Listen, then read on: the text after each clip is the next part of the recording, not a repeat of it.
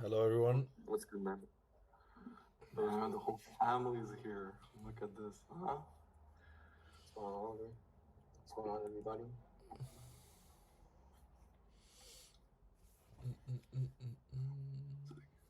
Can you, Alexei, can you make a Post? message in the group? Yeah. Yeah, make a post with the link to the call, please. Yep. Perfect.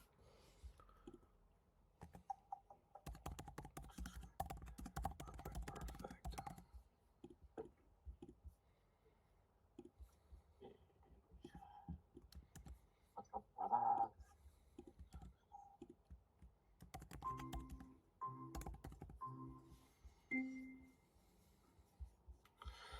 Nino, how's it going, bro?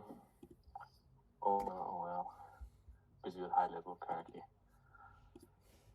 Yeah, always working a on bit that. late. Yeah, of course. Me. How's it going, Cameron? It's going great. My man. How's everything? Top dog was in the house. Yeah, we're changing these ebooks, so we're like going up on retainers and everything. So I'm making this little big thing so I can like attack bigger companies now. Okay. So Okay, good. that's fun. You're still using the ebook, and now you're gonna change it? I'm not using the ebook. I'm using VSLs, and then I just do discovery the next day. But what I'm gonna do is after like discovery, I'm gonna send them like a pamphlet that like explains, outlines everything. So I'm gonna be doing multiple offers like Google ads, Facebook ads, and SEO. Good. So that's Are you just running Facebook ads for your clients, or do you take care of the whole leads and all those things as well? I do that as well. I do the high level funnels and the integrations with like the chatbot, and then I do the Facebook ads as well. That's what I'm doing right now. Good. That's very good. Perfect. I might have like a snapshot for you if you want to text me afterwards. We have like our follow-up system, what we use internally for our company and for our clients as well. That other program that we have. And it's basically the whole follow-up sequence of what we do. If it's a no-show, it shows up, like even for their leads, it can be quite useful. Yeah, definitely. Are you using text message automation emails as well? Yeah, we are. Like the first, like as soon as a lead opts in, we start the automation. So there's a bunch of messages that are launched. And then as soon as they answer back, I have a VA take over. Okay. And from there, it's like a appointment setting. And they basically take over the conversation. Are you also using the area code by state, or are you using the toll ones? No, I'm just using like depending on the local business. Yeah, because that's the only thing I'm having problems with is just the text. Yeah, it is annoying. That's true. But I know some people are using WhatsApp. That's been working extremely well for them. So that's all. You can also do email. Depending on the niche as well, like we do Instagram DM ads as well. So we follow the leads on Instagram, and that creates social proof right away because they go on my account, and then when someone random texts you, what is the first thing you do? You go check their account and you see what they have going on, and then from there, if you do have some sort of like following and shorts and videos and content and stuff like that, it does help with the conversion rates. Yeah, I'm starting to do that, but like my face and camera is not the best. You're a big baller, man. You're making big bucks just by your webcam. It's not that expensive. No, I can do it on my laptop. It's just the way like my shit be sounding. And it's just I have to get used to it. I thought you said you were gonna buy a new one, no? Oh, what? Like 100. A laptop? Yeah, I said that, but I just don't got the time to go to the store. Just buy it online, bro. Buy it online. Get it delivered. Yeah, like this is like taking a big strain of my day. So I'm just like, I literally just go to like the gym, or I just go back to work, or I go get food. So that's what I be doing now. That's the grind. But it's 100% worth it, bro. Especially the mic and the cam. If you start making content, especially at your level, like since you're ready, you've gone through that initial phase. You have a couple of clients. You have case studies you can leverage and sort of make content around that. And for you, that VSL, the best thing you could do is a student or a client case breakdown. So you basically just record yourself going over what exactly the client, like, what was their like before situation and what happened after once they started working with you. And you just hype yourself up, and they put a face to the name, and like they have a case study, social proof, and all those things. So that's when it helps a lot. It's worth it. Basically like an interview, but on the client side. Exactly, but you don't. It would be good if you had like a small snippet of like the client who gave you a testimonial, but even just showcase the website, their landing page, the actual Facebook manager as well, and just really just explain what happened. This person, when they came to us, they were making this much money, they were struggling with this. This is what we did. We implemented this system, which allowed them to make X amount of money. If you want the same thing, if you want us to do the same thing for your business, just book a call and we're going to help you. As simple as that. Yeah, that's good. I'm going to try that out. It's always good. Everything I say is always good. It's like a pattern, no? It's funny, though. Everything I say is good. Oliver, the king of SMMA. Wow. That's funny. King, the top guru. That's my new name. Guys, stop. You're going to inflate his ego to a point where we don't need it. Please stop. About to say that. Please stop. Please. I'm begging all of you. I'm begging. All right, boys. Well, it's nice to have everyone on the call. Come on, turn your camera on, We're all online gurus, agency owners. We're working with Wi-Fi money, and you guys are hiding. But yeah, I figured like this time. Yo, one sec. My man. I saw the chat. You guys are going to the gym. That's very good. I made a small rant the other day, or not the other day, but when I was in France with Alexis. And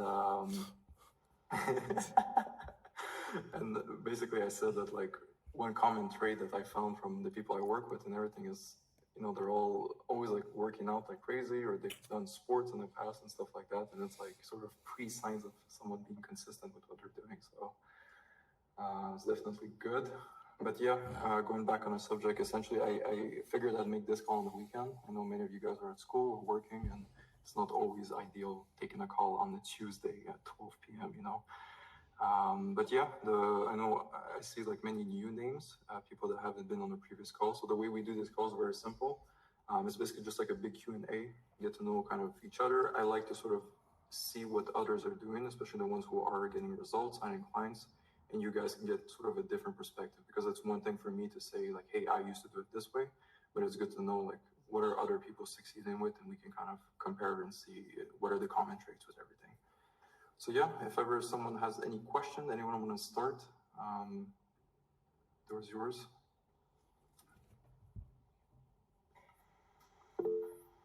Somebody had their hand up before. Yeah, I saw. Okay, Praveen, my man Praveen, the TikTok famous guy. We have a celebrity over here, guys. How's it going, bro? You're muted, I don't hear you. Are you in Montreal? Yes, Montreal. All right. Well, anyways, so you know how, like in Alex Hormozy's new book, there's the new method called the lead magnet. Yeah. So should I incorporate it in my cold calls to get more booked appointments? You could. That was sort of the idea with the ebook that I created in the program. Yes. To sort of give them something that gives them a taste of what it's going to look like, or what sort of results you can bring to their business. Okay. I'd say a lead magnet is a bit more effective when it comes to like running ads for your agency to acquire clients. So instead of running an ad where it's like, hey, book a call and I'll help you, it's like, hey, click here to claim your free offer, your free training. And then afterwards, once they collect that free training, you use that as a lead magnet, and obviously you have all their information. You have their number, their email, all this stuff. And then from there, you can retarget them through like SMS or appointment setting or other things. Because like what I'm doing right now is like, oh, hey, this is Praveen here. And then I say my lead magnet, like, do you want like a free website redesign? And then like that's what I did. I was like, I'll make a free website for like $100 or something. Yeah, $100. Mm-hmm. And well, I don't know how to make a website, but like I just put that lead magnet, and in 100 calls, I got like one appointment. But now I I have like a lead magnet. So I have to actually do work now. So that's why I want your like feedback. So should I just do the calls or should I have the lead magnet attached to it? What's your offer? Are you doing websites or you're doing marketing? No, I'm doing Facebook ads. So why are you pitching websites? I mean, I know I'm saying that for like you get like 50% off on a website, like to get them in, to get my foot in the door. No, I would pitch them, direct pitch, tell them what you're doing, and then from there, if they're interested, what's going to happen 9 times out of 10 is they're interested, but not enough to actually commit and book a call with you and talk to you, because at the end of the day, you're just this random person who called them. And I understand them. So the next natural step is for them to be like, okay, I'm kind of interested, but can you give me something that gives me a bit more information about you, about your business, and what you've done, and what exactly the service is. And once you get that, instead of pushing for a call, you push to give them that lead magnet. You say, perfect. What's your best email so I can just send you over a bit of our case studies, what we do, our trainings, and all of those things. They'll give you the email, and then from there you send over everything. And then from there you send them to your VSL. You can call them back afterwards, a couple of days, email them.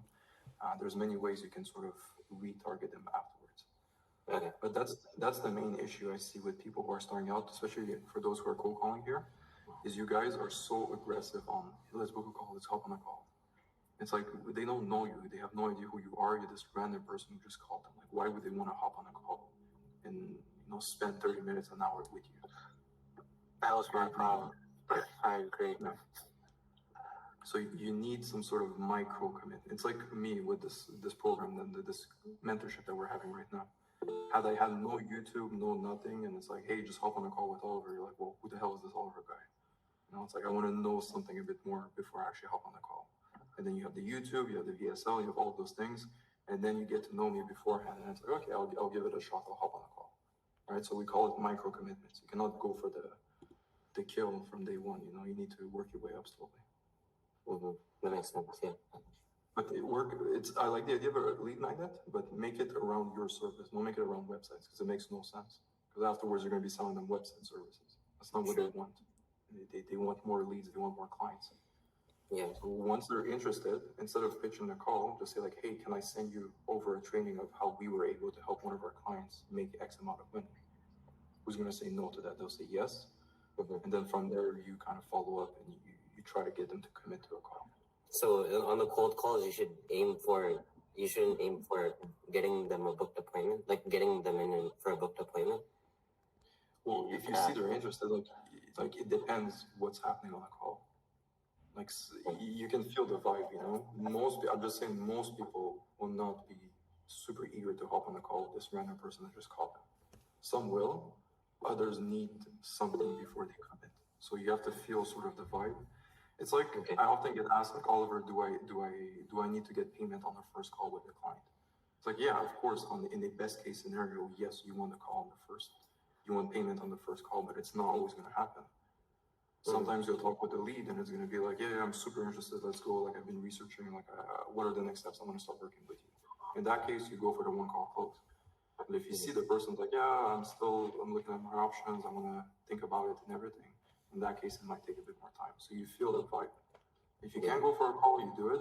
And even if they do book a call, I would still send them the lead magnet to still nurture them so that when they do hop on the call, they're still educated on what you do.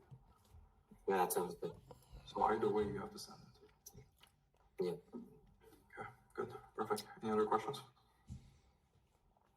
Quickly about your lead magnet, just wanted to understand. So you call them based around your services and you give them your lead magnet to target them on your point, getting to them onto your meetings, right? Yeah, so how my script goes, for my lead magnet script, what I do is like, hi, I'm currently running an offer where I'll create you a free Google reviews campaign, or I'll install a chatbot, or I'll make a website 50% off. They say yes to that initial offer so that they're motivated to hop on that call. And then once they're hopped on that call, once they actually hop on the call, then I can pitch them. Huh? Can you just change it around a bit? Rather try to force something down their throat, just say, hey, I've spoken to, depending on your niches, people in that space, and every time I had a conversation with them, these and these problems came up. How did you solve these problems? Have a conversation with them instead of trying to push them into something. And once you have them on a conversation, you say, well, okay, that's interesting. I never heard about that. Well, this meant we could solve these problems. Would you mind jumping on a call with me? I'll show you how. Then I haven't shoved anything down their throat. I said, okay, I can deliver value, and then you can pitch them. Yeah, I mean, I don't know. I've seen videos online saying like if you deliver someone like value, a lot of value, they're more likely to form relationships with you, so that they actually pay. Does that make sense? Remember that. Yeah, but the value has to be around what you're offering. Like, I don't know if you remember the call we had together, or if anyone here on the call. When we had the call, like the first initial call to join the program, I always start off by just asking a bunch of questions and actually trying to help the person with their agency. So I asked them, where are you at right now? What are you struggling? What have you done? Have you tried this? Have you done this? Have you done that?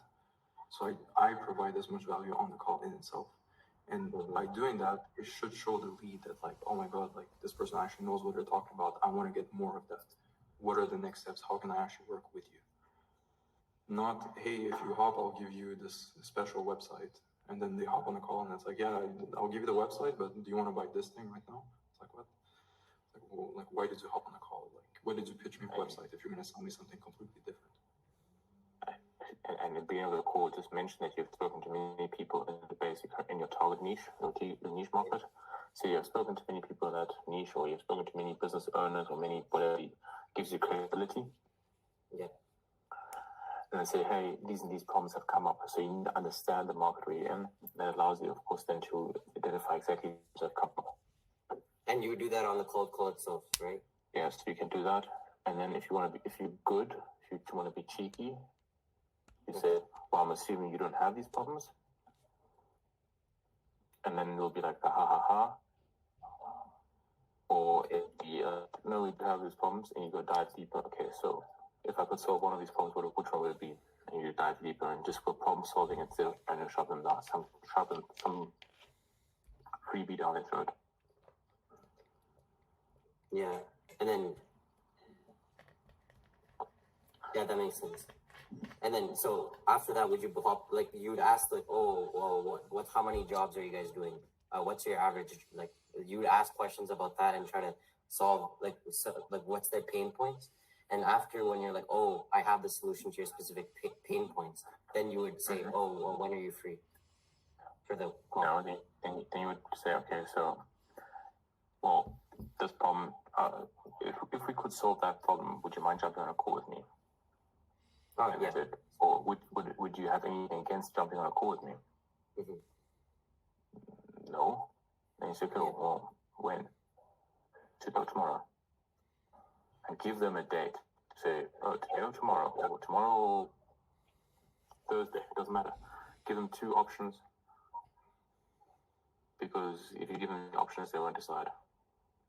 Yeah, I mean, yeah. But like, you would go for the meeting. You would go for the meeting after you hopped on, after you did the discovery. Straight. Yeah, all right. So I guess I'll put the lead magnet thing.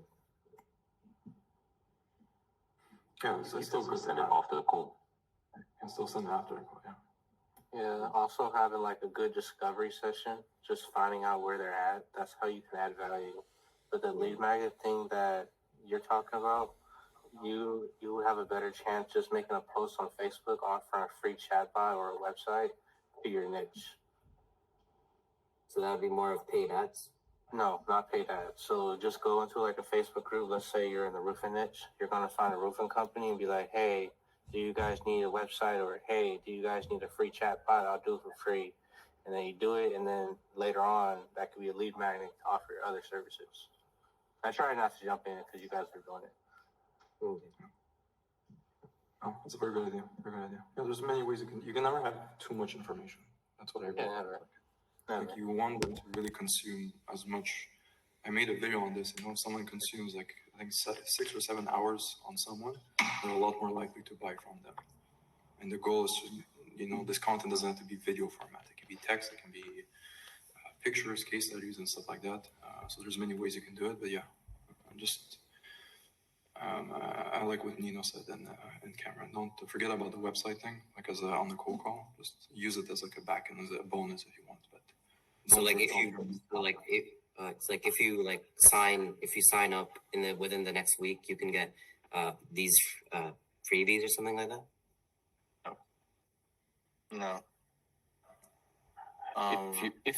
If they start talking about price, this is going to be a master trick.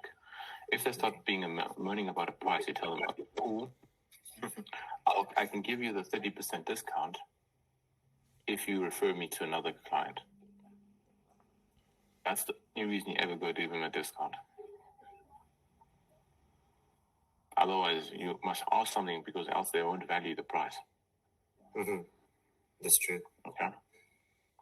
Okay. But a freebie should just be a freebie. Yeah. Okay. Yeah. Good. Perfect. Good question, Farid. Dan, how's it going, bro? Oh, how's it going? Very good. Very good. Yeah, so I recently heard back from one of my cold email people, and they said they're interested. So how do I go about reaching out to them? I was planning on calling them on maybe Monday, not over a weekend, just so if they're doing something on the weekend. And plus, I schedule a call with Kyle tomorrow, so hopefully I can go over some kind of stuff that I'm going to say. Yeah, 100%. What was the pitch in the first email? So it was something about how here, let me pull it up. But I basically just had the initial personal line saying, "Oh, I've been following your company for a while," and then the second line's a case study, how I was able to help some roofer increase their sales, and that's a case study I got from someone that's willing to help me do some Facebook stuff. And then the last line was "Would you like to hop in a call to figure out how I can set this up for you as well?" In that pitch, it was help them generate leads and use automation and AI to nurture the leads. Okay, and how did they respond? They said yes? He just said interested, just one word, and then. Okay. Next time, add a call to action on the first email. So you're interested and you want to hop on a quick 5-minute call, please let me know, so that you know sort of what are the next directions. Because now they say they're interested, so you don't know how interested are they. Again, it goes back to the lead magnet. You could send them something like a VSL or a case study breakdown, or you can do the phone call. For me, that's typically what I do. Can I just put in real quick with what I've been in the same position sometimes. I'll send a call. I'll have cold emails. I'll send quite a lot out, and then I'll have them literally respond with either interested.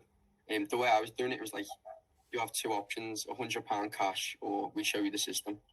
So it's kind of getting that response, so that if they do respond and put £100 cash, and I say, yeah, you can get the money, but you have to jump on a call with me, so I'd still get to show you the system, but I'll still give you the cash, as long as you get on the call. So you're almost paying for that. But if they do respond to you with the system or whatever, interested or whatever it is, it's usually best to just call them straight away. Just say, look, you responded to. That's what I found works best for me. Usually I just call them straight away, and they always say, oh yeah, and then just say, look, we'll show you the whole system for free, as if usually you do charge to show people the system. As soon as they hear the word free as well, we think, oh, they're actually getting value by jumping on the call. So you literally just say, look, we'll show you the whole system for free. And then obviously if it works well for both of us, then we'd be more than happy to move forward. And then that's how you get them on the call. I see. That's how I found it. Yeah, I'll try that out. Yeah, very true. You should, next time, don't wait for, as soon as they respond, you call them right away. Ideally within 5 minutes. That is industry standard. Okay.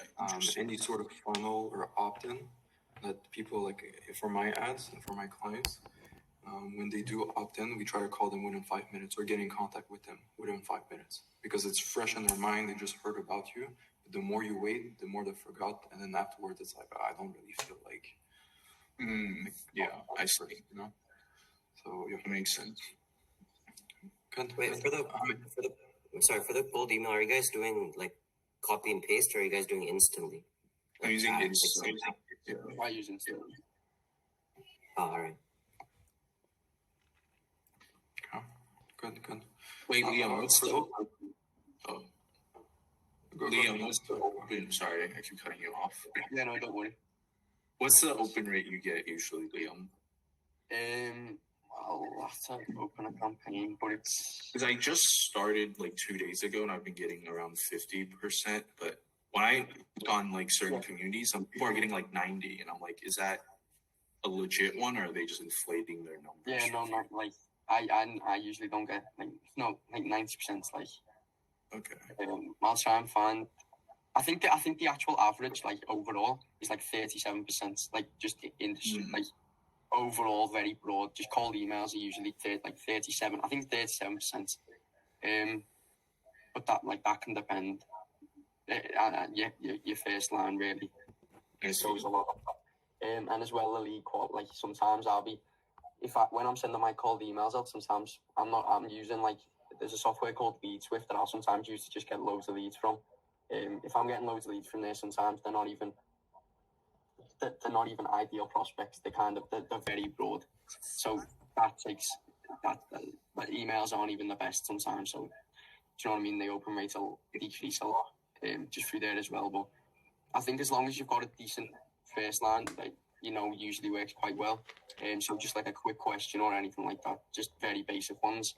As long as you get an open rate, it's all down to really what's in the email. If you're personalising it, you don't really need to send. Obviously, you don't need to send as many emails out, but you'll kind of understand that the more you send them out. If that makes sense. I see. Okay, thank you. Were you cold calling before, Liam? Before doing cold emails? Yeah, no. So I kind of like to mix both. So it can't like I'll always say that the name of like my company. So the hearing it. The more times I can get them to hear the name, obviously the more trust it'll build. So I'll always send them an email. Even if I can send them like a cold message, like just a normal message, just with I don't know, like just trying to get the conversation started. And then if I can include the company name, the more times they are seeing the name, it kind of just triggers that in the mind. So if you ever think about needing to get more work or whatever it is you're actually doing, you think of your company more. But yeah, I like to try and integrate both. So I'll mainly do cold calls for most of the day, and then when it gets to quite like later at night when I can't really do cold calls, I usually just start create cold email campaigns and try and get them running. Okay, and what are you getting better results with?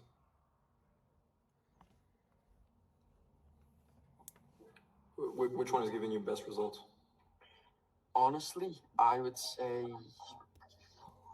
probably the cold email at the minute. Like when at first it was cold calls, it was definitely cold calls, and then recently I've started, especially the copy I've used where it's like £100 or the free system that offer works really well for cold emails because it's getting the response. So I always, it's a lot easier for me to get them on a call, if that makes sense. So yeah, that seems to work really well. But your follow-up process has to be good for cold emails. As soon as they're showing interest, you need to make sure you're either calling them or you have a good sequence that's going to be able to get them on the call. But I'd always recommend calling them. Like as soon as you know they're interested, call them straight away and just explain to them because they've shown interest. Do you know what I mean? They've asked for you. So you don't even feel like you're kind of marveling them. They've asked to be called. So yeah, I'd always recommend that. No, I 100% agree. 100% agree. As soon as you get them interested, the quicker you can get like a pitch and have a conversation, the better it is. Good, perfect. Very good, very good. Mateo, how's it going, bro? New member. I can like barely hear you. It's not loud. Yeah, that's the problem with my mic. I have to get closer to for you to hear me. So I had a question. So is it like normal for businesses to not answer calls? Like 90% of businesses don't even answer. Mm-hmm. Cameron, you want to answer that? Yeah. I felt the passion. Yeah. Yeah, that's pretty normal. It also depends, but what I do is that I redial them. So let's say you call them at 9, they don't answer, try again in an hour, or call them as many times as you can. so they know your number. And if you can't get a hold of them, start sending different ways. So like if I can't get a hold of somebody, I'll message them on LinkedIn. I'll find their Facebook page. I'll message them on that. Find their email. You know, it's just a hierarchy. Like I just closed a deal for a paver that he didn't answer his phone. He was always busy, right? When his receptionist was like, oh, he's away. So I messaged him on LinkedIn, and then that's how I was able to get him. So it works. You just got to go about it. And it also depends on your niche. I mean, I'm on plumbing right now. Yeah, so that's pretty normal because they're not in the office every day. They're always on site. So that's why I also shifted from doing video calls to just closing them on the phone, because I can just talk to them right there, do discovery, and then we can move forward or not. And then I only talk to them on video when I'm doing onboarding. So what do you recommend, email or cold calling for plumbers? cold call. They're not going. So yeah, unless they have a receptionist, you're not. I mean, even with emails, they have a receptionist. They're gonna look at that. He's not or she's not. So cold call and then get your information out there. And then if they're interested or not, then that's when you can like close the deal on video or however you want to do it. But it's better to cold call than to send an email because that's gonna be like weeks. I like cold calling because it gets straight to the point.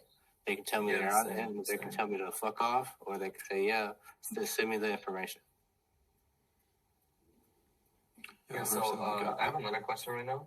So I talked to Kyle about this, and he told me it needs like more in-depth explanation. So you remember Kyle? Like it was how do I handle people who are not interested? Like when I cold call and they say not interested, you know. Oh, yeah. Yeah, basically, he was asking about, when people call and a lot of people say, oh, we're not interested directly from the get-go. He wants some more explanation about that. So, when is our next meeting booked for you and me? It was tomorrow. For me, it's 3 p.m. Were you able to get those calls done, by the way, or recorded? Oh, yeah, I have everything recorded, bro. Like, everything. Send it to me so that I can check it out for tomorrow, and then we can go over that. Or maybe Oliver, you might have a better in-depth answer to that for when people say, "Oh, I'm not interested," or maybe. Yeah, this is I really learned this lesson. For those that don't know, I used to work as a door knocker, so I would knock at people's homes, cold leads, and I would just pitch them services. And that would happen very often, where they would knock, they would see me like in my little uniform, and they knew I was like selling something. And right away, no, I'm not interested. And you have to view that first not interested as like we call it a smoke screen in sales, where it's just like it's a natural instinct to just not want to be pitched. So they're like, no, like don't talk to me. So what I used to do is almost completely ignore it. I'm like, yeah, that's perfectly fine. So what we do, and I would just continue in the conversation. And yes, it doesn't make sense though. It does make sense. It's like, yeah, I know you're not interested. I just wanted to explain to you real quick, like what we offer as a service. Oh, so what okay, we do, yeah, okay. We'll guarantee you. But with those, you have to be a lot more straight to the point because they're on edge. They don't want to talk with you. So you have to get straight to the good part, which is I can get you 5 clients per month or you don't pay or something like that, like your offer. Okay, so that's what I used to do when I was cold calling. Yes, people will be pissed. They will hang up on you, but you will eventually get some people who will respond. Because if you fold, like if you just say like, oh, okay, I'm sorry, I'm not gonna call back, then it's gonna take you a million cold calls to get a client. Okay, you have to be aggressive. Like this is sales, especially cold sales. It sucks, but you will get those negative responses. I always just push forward. So it's kind of like give me 30 seconds and then you can decide. No. I wouldn't even do that. Yeah, I would just. When you do that, go ahead. You call me, you pitch, and you say, I'm not interested. I'm like, yeah, that's perfectly fine. I know you're not interested. The reason why I'm calling is because we do that, like you just completely avoid it. As if they didn't even say it. And if they say it again, like, look, I'm not interested. I don't want to talk with you. Then you can end the conversation. Like, yeah, that's one sentence. That one sentence, yeah, that's perfectly fine. Is so important. Like that's how you continue in your script. That is, I also learned that when I was door knocking. It's a way to respond to almost any objection. Like it's a quick way. Like if you can't come up with like a good sort of comeback, you can always say that's perfectly fine. That's exactly what like I know already, or that's exactly who we work with. So if they say, "Oh, I'm gonna retire in a year," that's perfect. That's exactly who we work with. So what we do exactly, you just continue with the conversation. Yeah. Bro, it can sound so dumb, but it works. Yeah, because it's like a natural instinct. People are just programmed to say no, no, no. So you want to use that against them. So you ignore, or what I like to do is I ask questions where when they respond no, it means yes. Would you be opposed if I just sent you a quick email going over what we do for our clients to 3x their income? No, I wouldn't be opposed. Okay, perfect. What's the best email? And then from there, you have them in your system. Okay, and if you have a good follow-up system on GoHighLevel, you can put their email in there or instantly, and you can start the email campaigns. And that's how I would leverage cold calling and email as well. Grab their email, micro commitment, and then from there, you put them in your follow-up sequence. Okay. But yeah, over time, like for everyone who's cold calling here, it sucks at the beginning, but you'll reach a point where, like Cameron, you pick up the phone and in 10 cold calls, you can book at least one meeting. Like you won't need as much volume to get the same level of response or book meetings. Yeah, I don't hit 100 no more. It's fun though. This man used to do like 300 cold calls. He would hop on calls like, my goal today, 300 cold calls. I don't care what happens. I'm calling.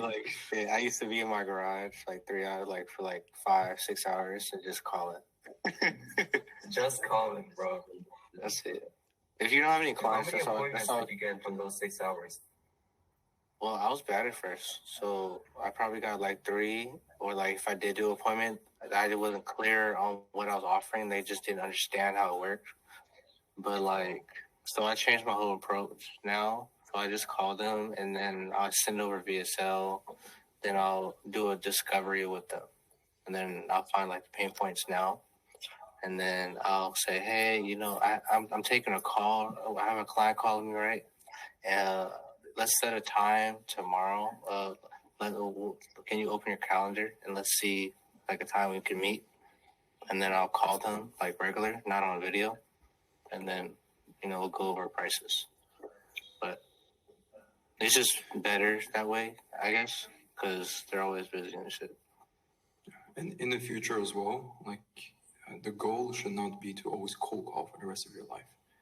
You can start, once you start making money, you guys should start running ads to your lead magnet or your VSL. And then you get people who are interested, who opt in, and you have their information. If I gave you 25 leads that were warm, that claimed your free training through Facebook ads, of course, it's going to be so much easier to close. Right? So as you get more money, you have more resources, it's going to be a lot better to, you won't have to do this for the rest of your life to scale a business to 100K. This is what it's the worst part.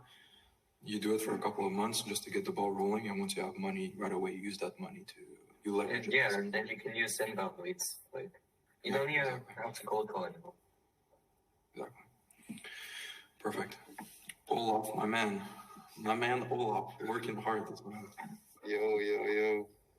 How's it going, bro? How you doing? I'm good. Doing good. I'm in Bali right now, going home tomorrow. You're in Bali? Yeah, with my family. Wow. Look at you. So I live in Singapore, so it's only like 2-hour flight. Okay. Cool. How is it over there? It's warm. I got fucking burned by the sun today. Been scuba diving. But yeah, it's good. Going back tomorrow. But yeah, I just have some questions about. First of all, I've been planning to switch niche. I was originally in paving, then I switched to dog training, and now I want to change to a more proven niche. So yeah, that's my plan. Just what are your thoughts on saturated niches? For example, home improvement, roofing. I was looking for remodeling or a really proven niche, and just to try to be different than everyone else. So what was the reason? Why did you switch niches in the first place? Because I didn't get like good results, and I didn't like the niche that or the people that I was working with. So yeah, that's the main reason, I think. Yeah. Okay, so what I realized with the whole niche thing is that most people will use that as like an excuse for why they're not booking meetings. They'll pick solar, let's say. Oh, I'm a solar agency. They do it for a couple of weeks. They don't book that many meetings. And they're like, oh, it's oversaturated. I'll go with pavement. And then same thing with pavement. And then they just restart the cycle. I honestly believe you can make money in any niche. Of course, the way you go about it will be very different. So if I offer Facebook ads for solar versus Facebook ads for pavement, the way I do it will be extremely different. So I think it's all about just adapting to your market. Mm-hmm. Yeah. So just take a look over. Solar is probably the most saturated niche. The amount I'm in like some other mentorship program with people who have like very well established agencies. There are many in solar, and they're all making bank. Cameron, he's in solar as well, making bank. And I'm not in solar. I used to be in solar, but you also want to like find the pain points you can solve. Like you're probably jumping niche to niche because they're not booking or they're not closing, so you just get frustrated. But they're not booking or closing with you because you don't understand their problems, and you'll rather be a specialist than a generalist that helps everybody.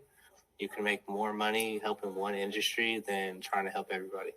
And you can go up on your prices as well because you'll be looked at as an expert.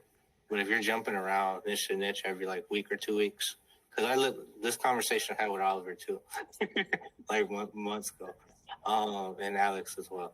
But yeah, I was in solar for a little bit. I had a client. They paid me like $1,500 a month, and then it just didn't work out because I didn't really understand the problems. But once I got to remodeling and actually like went in depth and found like the actual problems, it's better for me because like I can speak the language. I used to work in construction, so that's why it relates to me.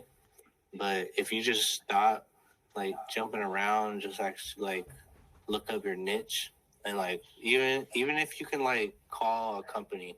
I know some people just call a company and be like, hey, what's your problems that you're going through in your marketing?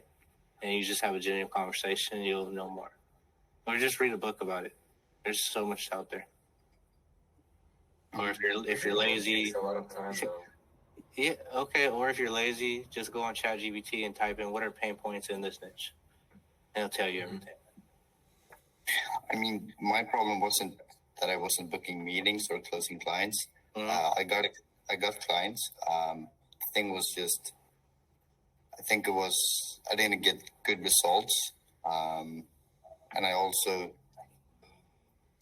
some people that I worked with didn't fully understand what I was doing because they weren't. Facebook ads was new to them. So yeah. Is that the niche's problem, or is that your problem? It's my problem, of course. It's like if they're not educated, good at explaining it. You did a poor job of educating them on the service and why it's important. Like it's always easy to just the easy way out is I'll switch niches. Like they're going to be better. They understand everything. Like that's why like most people will not succeed with this. Is as soon as it's difficult, I jump to something else. It's like stick with one and just find a way to make it work. If they're not educated, okay. The issue that I have right now is my current clients. They're not educated on Facebook ads. How can I change that? I need to create a free training. From now on, as soon as I onboard a new client, I make them watch this video, which explains everything, the importance of Facebook ads. Boom, I solved that issue. What is the next issue that they're facing? I'm not getting good results. Okay, are you running that? Do you have a media buyers? The media buyers should. What are other people in the industry doing that it's working? How can I replicate that? It's all about just finding solutions to the problems you have. That's how you build a successful company. It's not supposed to be easy. It's not you hire a random media buyer from India and you'll make millions. Okay, so stop jumping, pick one, stick to it, and just find a way to make it work. Yeah, at least for like 6 months. At least stick with it for 6 months and don't focus too much on service delivery. Shit will fuck up. I'm having a client that I'm going through with it right now. and we might have to part ways by Monday. But you know, it's okay. There's 100 million people in the world that have businesses. Yeah. All right. Well, then I think you answered my question pretty good. The thing is, the most problem I also got with like service delivery with 2 of the clients. I got 4 right now, 1 left. And yeah, What kind of problems are you having? not generating leads, and the leads that I get are not converting into. I got 2 appointments, but it was some issue where they didn't show up to the appointment that I booked for them, and also one of my ads were generating leads, and then it just stopped. So we're like searching if it was some ad fatigue or something, but I didn't like find a solution to it because I got like 3-4 leads, and then it just stopped generating. That's normal. How are you testing your ads? Are you just doing wide open, or you're doing interest targeting? And how's your creative? I'm doing some targeting that I've seen work with other agencies, and also targeting homeowners and testing open as well. Yeah, I wouldn't do that. I'll start with wide open for 3 days, and then I'll change it to targeting because you have to build your audience. Okay. Because I was running in Texas, Dallas, and now I'm going to start running North Carolina, Charlotte, and also Atlanta. Yeah.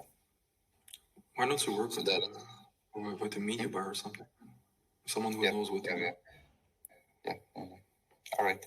Thanks so much. Okay, you're welcome. Good. Perfect.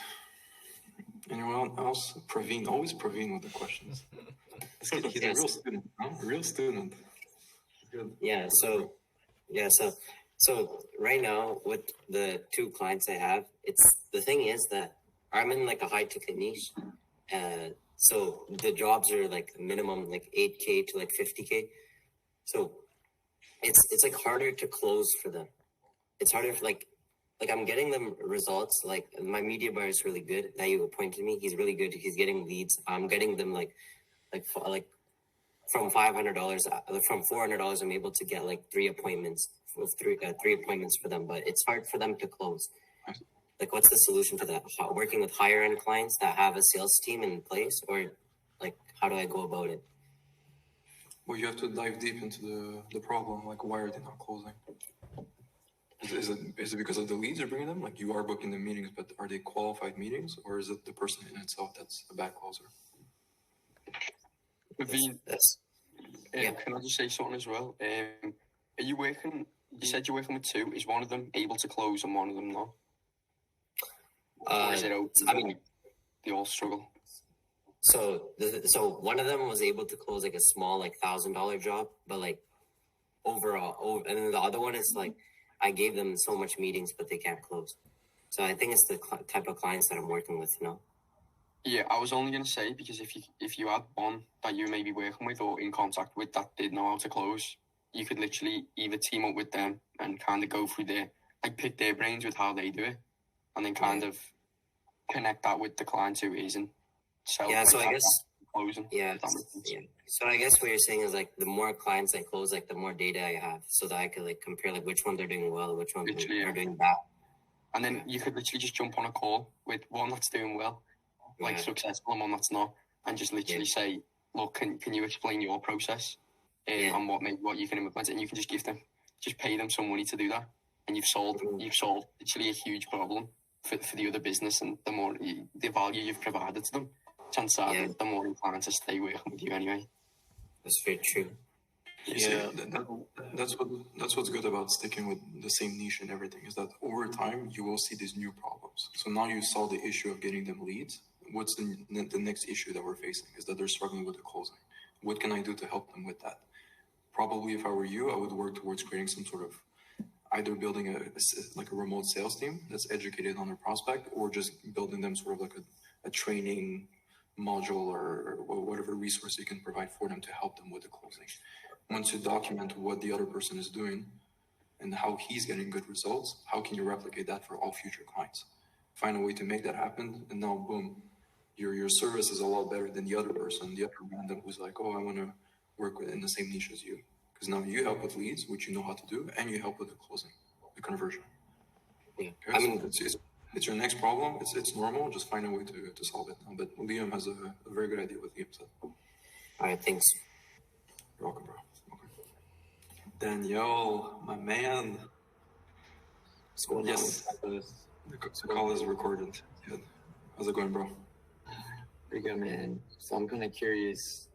I feel this can be like kind of like open for anybody can feel free to hop on this one. I was wondering, like, let's say you're trying to kind of grow your social media accounts to just kind of attract more inbound, but you don't really have anything to leverage, like this case studies or testimonials or kind of the whole spiel. I guess, like, what would be some ideas that you can maybe just kind of start off with? You just kind of give them for like just free value. Yeah, very good question.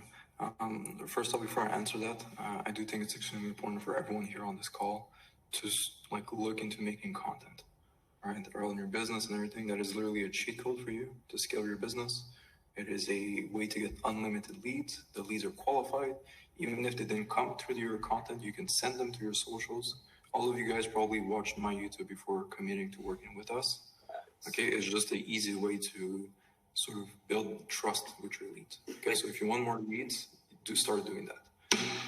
To answer your question, like obviously you cannot do case study breakdowns and stuff like that, but there's lots of things you can talk about. I will talk about more like technical stuff. So how I like, let's say your niche is landscaping. How I run Facebook ads for landscaping companies. Boom, break down do a lucid chart, exactly like my type of videos. Break down a lucid chart. First, you do this, you do this, you do that. Then afterwards, how to close more leads, from Facebook ads. Boom, now you present the training that you have. You just make like technical content around your service delivery. And yeah, like it's like literally what you're learning and working on, just document it. Like go look at my YouTube and go see like what I did when I was starting out. I kept all of my videos it's been almost a year now, I'm on YouTube. Look at the progression of my YouTube, how it changed over the course of time. At first, it was more technical stuff, like really breaking down, like, oh, here's my cold calling script. This is what I do for closing and stuff like that. And then over time, it's more like broad stuff where I talk about my program and stuff like that. Appreciate it. Have you started making content? I have not. I'm dedicating a few hours tomorrow to kind of like just sit down and brainstorm kind of ideas to do that. And then once I have like a really good solid foundation, then I want to hop on and start recording some content. Yeah. My main way to get new ideas when I'm like really stuck and I don't know what to talk about is I go see other YouTubers who are doing the same thing as me. I filter by top, most viewed content, and then from there I use that as inspiration. So if I see on another YouTuber's channel the most viewed is here are my favorite niches, then that gives me the idea. So I will make a video on my niches, my favorite ones. I'm not going to copy the video, but I'll use that as like inspiration as for the idea. So find your competitors, what are they doing, and what are the most viewed videos, and then from there you can start getting ideas. Right. You can use ChatGPT as well. That's could be a way. I've never used it really for ideas, but maybe that can work. But yeah, sit down. That's what I did at the beginning. I would sit down and just take like an hour or two and just write down every single sort of idea or thing I could talk about. Yeah, it's definitely something I want to do. One thing I'm kind of fighting is like, do I want to do something more on the lines of just giving out free value, or really like pitching them something like in the videos, like calling them out, like, oh, like, for example, we can help you scale from this to this, like more like numerical type of Yeah. or just do both. Educational. My favorite way is I'll present like a system. Like I won't go too in depth on, let's say, how to code DM, but I'll explain that I utilize code DMs to scale my business, and I present the overall framework of how I do it. And then at the end, you can have a call to action. It's like, hey, if you want my team to kind of show you how they would do it in your business, in your niche, just book a quick call and we'll tell you exactly what we would do if we were in your situation. Okay, so What about use a using combination. testimonials? Using what? Like testimonials. Yeah, that's exactly what you want to do. Like, you want to get to the point where you can just usually just do like testimonial type of content. Like, yeah, like don't do it at the beginning because it's very obvious to. Like sometimes I'll go on YouTube and I'll see these videos, people talking about SMMA and stuff like that, and you can easily tell that they have no idea what they're talking about. They just watched a couple of YouTube stuff and they're copying. And it's the same thing for you guys if you do fake testimonials and stuff like that. But no, over time, like you will have good content. You'll have like, people like Cameron. If I wasn't lazy, I should probably make a video with Cameron and just break down his journey, what he did, and everything, and that would be something that would be good. But yeah, Cameron, I will text you about that the next couple of days. And then we'll organize you to come out. I'm trying to make motivation to make it like a little short. I posted you on my Instagram, so I think completely. Now we're gonna go to the big boy, which is you. Hey, you should start a podcast, and then you could fly me out. I did have that idea, yeah. Maybe in the future. Podcast and stuff like that. 100%. You can never have too much content. Yeah, never. Like people that are making like 20, 30 per month, you can see what they're on. And also, one question I often get when we talk about content is like, what's the best platform? Should I do YouTube? Should I do this? Should I do that? I always tell people, I'm like, just start with posting wherever you consume the most content from, with the platform you're more familiar with. And for me, it was YouTube, so I know like how to design thumbnails, what type of titles attract best and stuff like that. But if you ask me like to do it on Twitter, like I never used Twitter. I have no idea like how to format my posts and stuff like that. What type of content is good on Twitter? So just whatever you're most accustomed to, I would stick with that. Like Praveen, he did TikToks and he's doing very well. So he knows how to use TikTok. I don't even have TikTok on my phone, so I don't know how to use TikTok, so I don't do it that much. So whatever you consume the most, I personally believe YouTube is always the best. You have long form, which you can cut into short form and just distribute everywhere else. So it's kind of like you do it once and then you can have it in multiple. Yeah, that's a fact. But yeah. I was gonna ask if you're using I know you're doing TikTok that much. Is there a reason why you're not doing it, or you just haven't had the time to really dive into that yet? Yeah, I am. I'm a bit lazy on that. I'm not gonna lie. I don't like to make I like doing long form because I do talk, but shorts I'm not a huge fan of them. But I am in the process of as soon as I sort of remove myself from the business and I have more free time, I spoke to someone who's going to be my director of content, if you want, and he's just going to help me overall guide the personal brand to a upwards trajectory. So from there, I'm going to go a bit more aggressive on it. But in a perfect world, yes, I would be filming shorts every day and posting it everywhere. Yeah, well, even with that, because just exactly like what you said, you have a whole, video that you post on YouTube, and you just cut that, into sections and repost it. Bro, that's exactly how Amazu does it. He films a video, 15-minute video, and he takes key clips and he distributes that across the board. So he doesn't sit down, for 3 hours just shooting content for shorts. That's you're undervaluing your own time. So, if you're going to be doing that, that would be really cool. Have your, film your whole video, take your sections from that, and have that director just distribute it across the board everywhere. Mm-hmm. That's the goal. That's the goal. That's cool. Main goal is to make money. No, as long as money's coming in, I'm not complaining too much. But yeah, I have to work. I'll start working on that. Okay, good. Sharon, my man. Yo, long time. How's it going, Sharon? Long time no speak. Yeah. Yeah. So I was planning on jumping into Facebook ads and stuff doing content, but now that this topic came up, the problem I have is I saw the YouTube video that you had about short form content and everything. The thing is, I can't really test out stuff because of the place where I live. If I post on Instagram, it goes to South Asia and stuff. So would it be a good idea that I help people come up with ideas, help them shoot, and then just be in a Zoom call, helping them, take the whole video? Or should I just switch ads and then appoint like appoints it. Yeah, for you, I would do exactly what I mentioned in that YouTube video. Exactly. But So, the thing is, I don't really have social proof. but I have you social have good edit. You have good edit. You have good everything. Like you're not a complete beginner. Like you're not that far off. Like it's like for those that don't know, Sharon, he helps me with my content. So he edits my shorts from time to time. And you have very good skills and everything. Like you showcased what you did. Like you still do have content. Like you're not at the millions of followers, which is fine, but you're still at a certain point where you can leverage that. And I think if you frame it in a good package, like when I said no social proof, I meant the people with like 2 posts, one of them partying, the other one them fishing or something, and they have like 6 followers. That's what I meant by no social proof. You have content, and over time, like you will grow. So as you like, just keep doing what you're doing, it will grow.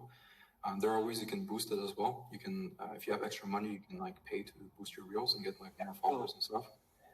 What I have in mind is just helping agency owners build infrastructure to generate unlimited sales assets. I just wrote it down. What are your thoughts on just help people make sales assets so that, you know, even when recording, I can help them set up OBS so that they can just record from your phone and then upload it to Google Drive, and I can just edit everything. And then even when they're recording, I can be on the Zoom call, just tell them, okay, now talk about this. Okay, now talk about that. And then basically help with everything. No, that's very good. I think, especially for agency owners, I think that's a very good niche. Just because everyone here is aware of how to cold call, how to cold DM, cold email, like we all spoke about it, but very rarely are people going to break down how to do content. And even Daniel asked a question right now. So I think if you can be sort of that crutch and help people create that new vertical, which is like, hey, let's create you a new acquisition channel where we focus on organic and build your personal brand. This is my game plan for me to help you. And not just, hey, I'm going to edit your shorts and stuff. Like what you're doing right now is good. But if you could really be the head content guy where you help them with everything. Because for me, what I hate is texting this person. Okay, I uploaded a file. Here's my short. Can you edit it this way? And this is the title. And then this motherfucker have to go, can you make my thumbnail look like this? I don't like this. Make the title like that. Like it's annoying. I don't like to talk to people. In the perfect world, I would like to just have someone take care of everything. Record it, edit it, post it, cut it how you want, and just make it pretty. And if you can be that person, you can charge lots of money for that, lots of money. In that other program that I'm in, as mentioned, they're more advanced and they're all looking for people. Okay, so should I just pivot to helping them create content, or should I just go all in like content, appointment setting, everything, like an organic lead funnel or whatever? I keep it organic, no paid, nothing. Because like if you, let's say, like I'm your target audience, like you will work with people like me. I don't need help with appointment setting. I have that on lock. What I need help with is just someone to build my personal brand. So the type of people, you won't be reaching out to people who are complete beginners. You'll be reaching out to people who have some money, either they have clients, they have the social proof, and they want to take a step further and go from solely relying on code to warm as well. Okay. Thank you for that. You're welcome. But exactly what I mentioned in the video, I would do it like word for word. That service, everything that I broke down, find a way to package it, make it pretty, and present it to people. I'm telling you, people will, even me, I spoke to someone who was doing that, and I will pay him, I think, $5 or $6 grand per month for me to do that. Okay, so I just started posting YouTube videos. I think I'll do it after I have about 5, 9, 10 videos. I'll start doing outreach. Okay, good. Yeah, 100%. I would do it. Make a nice presentation, have the fulfillment on point, like understand really how to stay organized. That's going to be your biggest issue, staying organized, because now it's going to be a lot more complex. You need to hire a thumbnail guy, someone to edit, someone to post, some VA to do this. Like it's someone to find ideas. That's a big one. Yeah. All right, appreciate it, bro. You're welcome. Of course. All right, people. Any other questions for me? Mateo. How's it going, bro? Hi, Oliver. Can you hear me? I'm good. How are you, bro? I'm fine. I'm doing well. So, the first question I want to ask is, at what point do you recommend using content? Does it matter whether you're new or whether you have a bit of experience in the game? And so the second thing is, say for instance, you want to use say YouTube for instance, and you want to target local businesses in say the US. If you're not in the US, you have to create a YouTube channel using a VPN, or you have to use the location of that country you're trying to target. That's the second question. The third question would be that assume you're using Facebook ads to generate appointment for yourself. So can you break down what the numbers are like, your cost per acquisition for your client, or the cost per appointment, and as well as how much do you have to get to before you start thinking about okay, I'm just going to run use meta ads to generate an appointment. What level do you have to get to, or can you just start as soon as you've got the cash flow? Yeah, okay. So you asked multiple questions, but to answer the meta ads, as soon as you have the budget to put, like, I'd say at least 1,000 per month, that's when I would start doing it. In terms of your cost per lead, it will depend on what type of ads you do. What I do, it's like I used to do direct pitches. So really, I will guarantee you X amount of appointments or your money back, which will be a lot more expensive to acquire a client, maybe $500 to $1,000. However, the calls that you get are people who are really interested in what you're offering.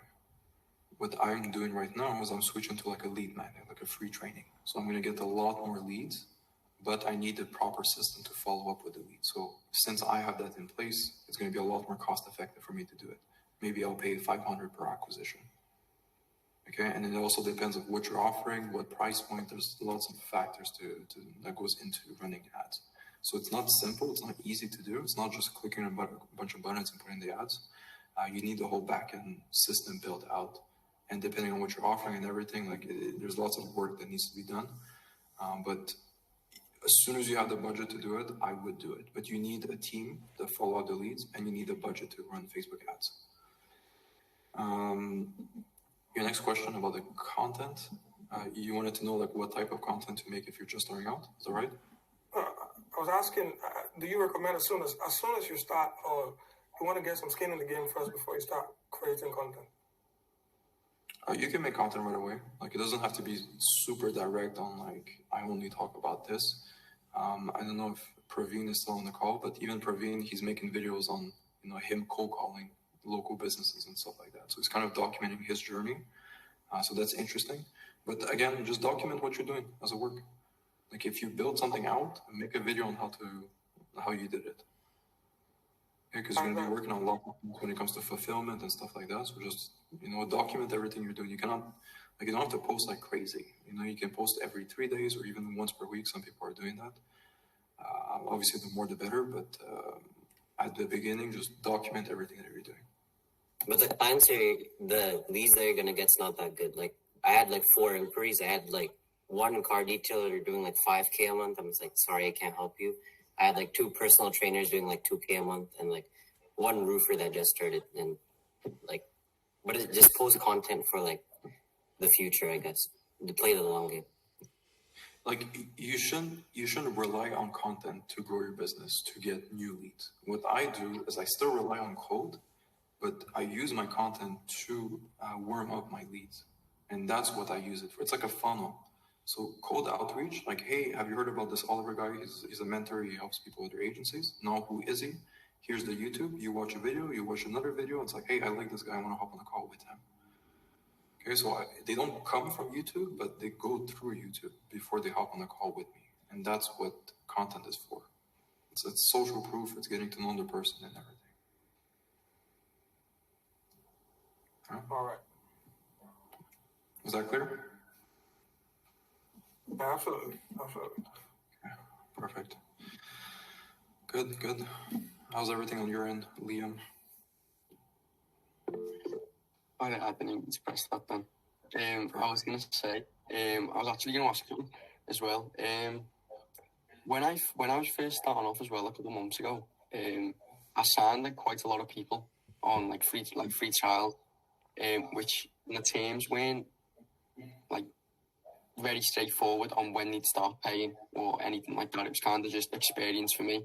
So it was anything to get me to start running the ads, to start learning them myself, that in the future as well, when I am to hire a media buyer, I kind of understand what good results look like. So the first step was just running the ads myself. So at the time, I was just going to ask, how would that transition now? Because I'm still working with a couple of these clients, completely free trials, kind of commission basis. But I'm trying to either change my offer so that it's more. Well, I'm running a different offer, if that makes sense. How would I go about changing these clients into the offer I'm running now? Or would I just literally say, look, I'm no longer doing what I was doing in the past, where it's kind of like free or commission basis, and then give them the decision, like they can either walk away and obviously do something else, or they can start working with me the way I'm doing an offer now. What would be the best way around going around? Yeah, so once you start getting proof of concept that other people are willing to pay your new price and it's working well, and that is like making you enough money that like, hey, I don't need these free trial clients anymore. I would be upfront with them. I mean, like, look, I really appreciate the fact that you gave me a shot when I was starting out, which is why I did it for free. Ever since then, we've gotten amazing results. As you can see, like, we're making you money, and I cannot do this for free for the rest of my life. So now we're just increasing the price.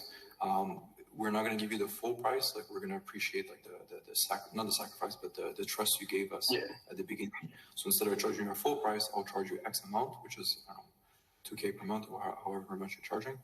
Or you increase the performance base depending on the new offer that you're launching. So so be super upfront with them. If you got them good results and they're happy, there shouldn't be any issues with you raising the price. And if there's an issue, then hey, you freed up a spot, you can get someone else afterwards. Yeah. Okay. That definitely helps. Then I appreciate that. Are you getting them the results? Yeah. It's like the thing is, some results, because I'm running quite a lot of accounts on my own, it can be difficult to manage everything, which is why I need to move into the process of actually hiring someone. Like sometimes I get stuck in that, whereas when I get to a certain revenue point, I'll hire someone. But I remember it never happens. It's this and then the next. So it's something I need to do now. I definitely need to take that. So get in contact with Alexei, and he'll give you the information of one of our in-house media buyers. Yeah, he's very good. He runs ads. He's been working with most of our clients. He has like his own team and stuff. And I've never had any issues with him. So if you want to outsource, you can speak with him, and he can definitely help you with that. Good. And make sure when you do pitch them the new price, like justify it. Like say like, hey, during this period that we worked with, I made you X amount. Like I made you, I don't know, 10 grand this month. I'm only asking you for $2,000 out of that. So it's not that much of a shock. Like if you justify it makes more sense. Yeah, no, that makes sense. I appreciate that. I'll send you his details in your Discord, Liam. Yeah, thanks, Alex. No, Alexei, sorry. Do you guys have a guy for SEO? I might. I think there's someone in the program who, like not an actual guy, but a client. I think there's someone who has experience with it. If you have a guy for SEO, that would help a lot. Kyle, do you know if anyone is with SEO?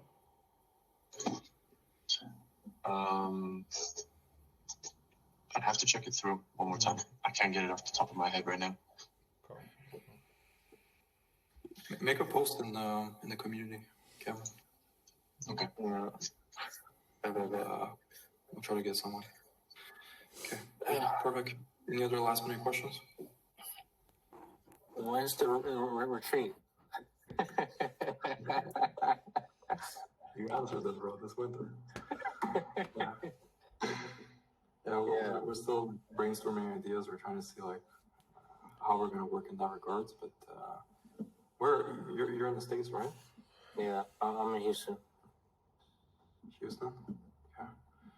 Yeah, we'll find a way to make it happen. Alright. It's so difficult. Like, we have people all over the world. Like this person's here, this person's there. So it's like, where would be the best spot? Not like Camera will pay for the jet. It's fine. yeah. I know you're being, money is not the issue. I know you're covered. I You know, I'm over here trying to close like 5 deals a week. But hey, one day. Yeah, I just remember you guys do retreats. So someone told me, and I was like, "You guys do retreats?" I forgot all about that.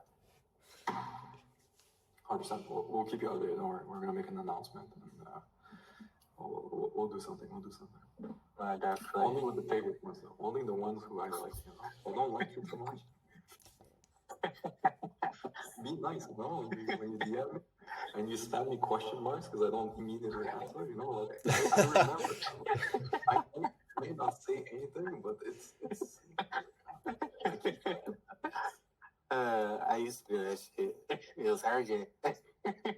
All you guys are booked now. Like if I try to book a call or I look at it, you guys are booked out all the way to like Friday. We're growing. We're looking at getting more coaches and stuff like that. But yeah, good, perfect, boys. All right. Well, it was nice to have everyone together. I think it's good that we did it on the. We need more meetings. Yeah, we'll try to do them more often. I'll try to take like a vote as to like when is the best time because it's hard for me to know. We have so many different time zones and people with different like. Some people go to school, some people work. So I'm trying to find like what is the best time and day of the week to make it happen. Like maybe it's on the weekend, but in the evening for me. So I'll try to find a way to make that happen so we get as many people as we can on the calls. But I think it was good that we did it on the weekend. I think we had more people than last time. And yeah, that's pretty much it. Again, thank you very much for being in the call. If you have any questions, as usual, send us messages. We'll help you with everything. Yeah, podcast. That's like the next. I would like to do that. That is the goal with the content. Make podcasts, and also I want to start doing like lifestyle videos. You know, like Luke Belmar recently, he's been posting sort of staying in the lives, but he mixes up with like business and he talks about concept. In a perfect world, that's what I would like to be doing, maybe in a year or two. But yeah, lots of plans when it comes to content. His new videos as well, like he's got the content now on lock. Like he's so good at all that now as well. That's why my thought process is like, look, let's just focus on making money. And then once we have the money, we can delegate that to someone, a content creator who knows what they're doing. And then from there, it's just because Luke is not editing. Like he has no idea what to do. He just when you have the money, you can afford the best talent. Even the way he's like marked at Capsule Club now, it's unmatchable. Like there's nothing like it. If that makes sense. I don't know how he's gone around doing that, but it's unbelievable. Mm-hmm. No, he's very good. I like that guy. All right, perfect, boys. Best of luck with everything. Let's get back to work. And yeah, we'll try to organize one maybe next week or the week afterwards. I'll keep you guys updated on it. All right, thank you. Bye, Oliver. Take care, boys.